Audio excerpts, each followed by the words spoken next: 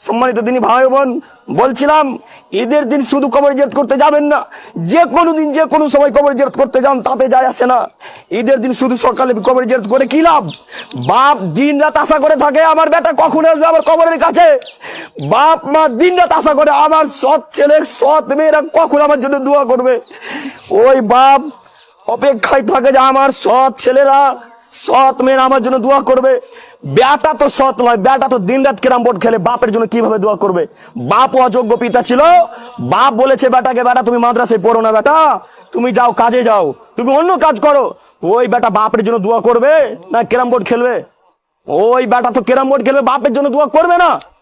বাপ মাকে সতর্ক হওয়া উচিত, ছেলেকে সুশিক্ষায় শিক্ষিত করা উচিত।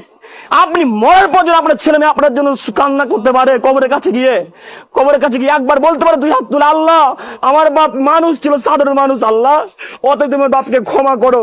এই বাক্যটুকু তো বলতে পারি, আরবি বাক্য মনে নেই, তাতে কি আছে? সম্মানিত দিনী ভাই বোন, কথা অনেক আছে কিন্তু সময় অতীব কম, তাই দিনী ভাইদেরকে বলতে চাইছি, ইমাম সাহেব ভাড়া করবেন না আজকের পর থেকে। ইমাম সাহেব ভাড়া করা লাগে না, ইমাম সাহেব হুজুর সাহেব ভাড়া করা লাগে না।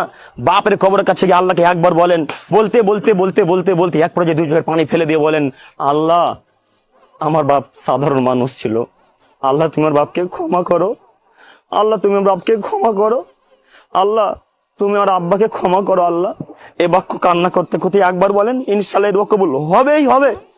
আর ওই ইমাম সাহেব যদি দিন রাত কান্নাকাটি করে আর বলে আল্লাহ তুমি ওর বাপকে ক্ষমা করো, তবে এই দোয়া কবুল হতেও পারে, নাও হতে পারে। কথা বুঝে আসছেনি? সম্মানিত দিনী ভাই বোন, কাজেই বলছিলাম পিতা মাতার জন্য নিজে দোয়া করতে শিখুন।